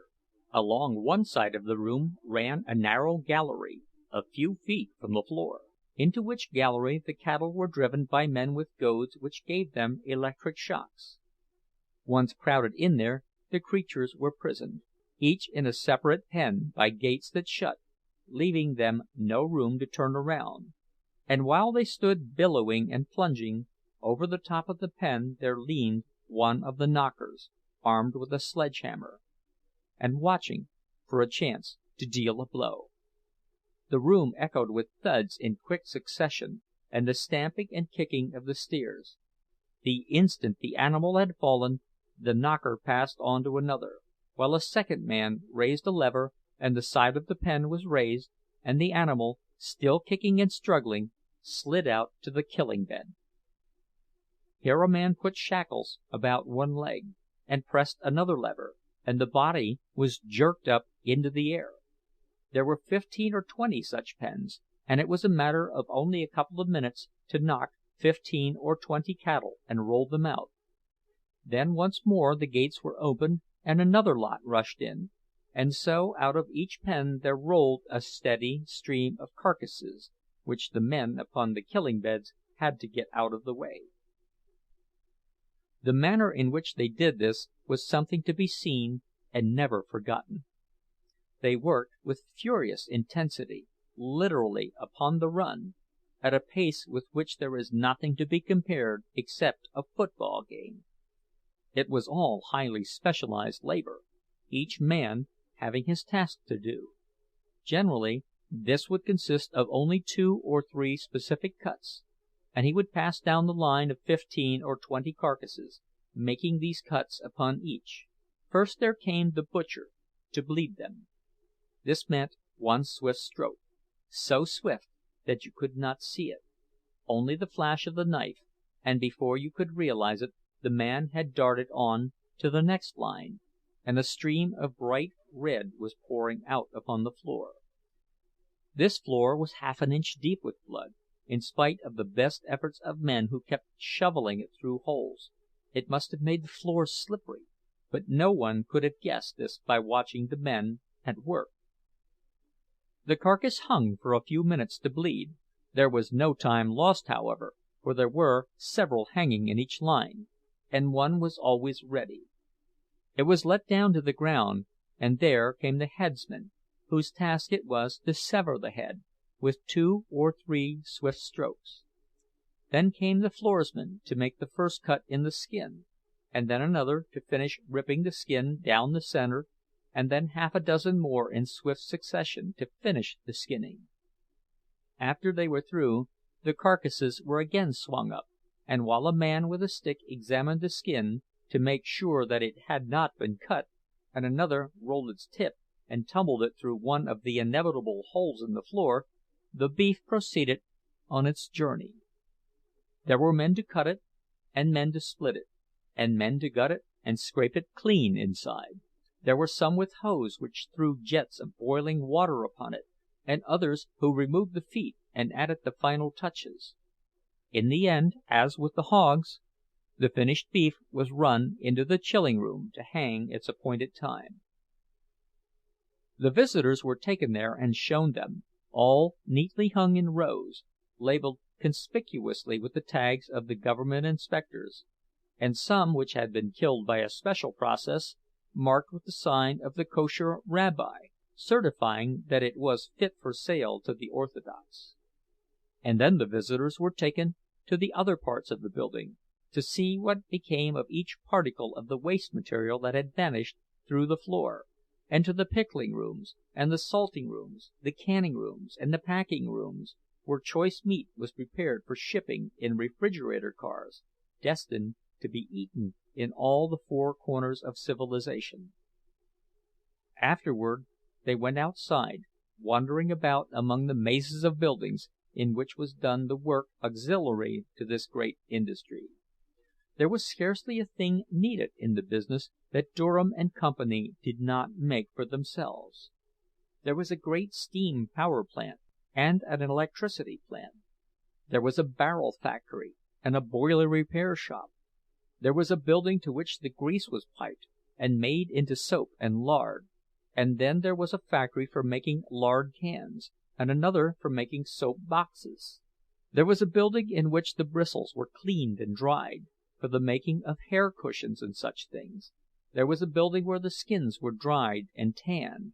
There was another where heads and feet were made into glue, and another where bones were made into fertilizer. No tiniest particle of organic matter was wasted in Durham's. Out of the horns of cattle they made combs, buttons, hairpins, and imitation ivory. Out of the shin bones and other big bones they cut knife and toothbrush handles, and mouthpieces for pipes. Out of the hoofs they cut hairpins and buttons before they made the rest into glue. From such things as feet, knuckles, hide clippings, and sinews came such strange and unlikely products as gelatin, isinglass, and phosphorus, bone black, shoe blacking, and bone oil. They had curled hair works for the cattle tails, and a wool pullery for the sheepskins. They made pepsin from the stomachs of the pigs, and albumin from the blood, and violin strings from the ill-smelling entrails. When there was nothing else to be done with a thing, they first put it into a tank and got out of it all the tallow and grease, and then they made it into fertilizer. All these industries were gathered into buildings near by, connected by galleries and railroads with the main establishment, and it was estimated that they had handled nearly 250 million animals since the founding of the plant by the elder Durham a generation or more ago. If you counted with it the other big plants, and they were now really all one, It was, so Jokubas informed them, the greatest aggregation of labor and capital ever gathered in one place. It employed 30,000 men. It supported directly 250,000 people in its neighborhood, and indirectly it supported 500,000. It sent its products to every country in the civilized world, and it furnished the food for no less than 30 million people. To all these things our friends would listen open-mouthed. It seemed to them impossible of belief that anything so stupendous could have been devised by mortal man. That was why to Jurgis it seemed almost profanity to speak about the place as did Jokubas. Skeptically, it was a thing as tremendous as the universe, the laws and ways of its workings no more than the universe to be questioned or understood. All that a mere man could do, it seemed to Jurgis, was to take a thing like this as he found it, and do as he was told. To be given a place in it, and a share in its wonderful activities, was a blessing to be grateful for, as one was grateful for the sunshine and the rain.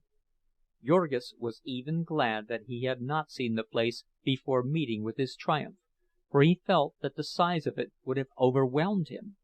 But now he had been admitted, he was a part of it all. He had the feeling that this whole huge establishment had taken him under its protection, and had become responsible for his welfare.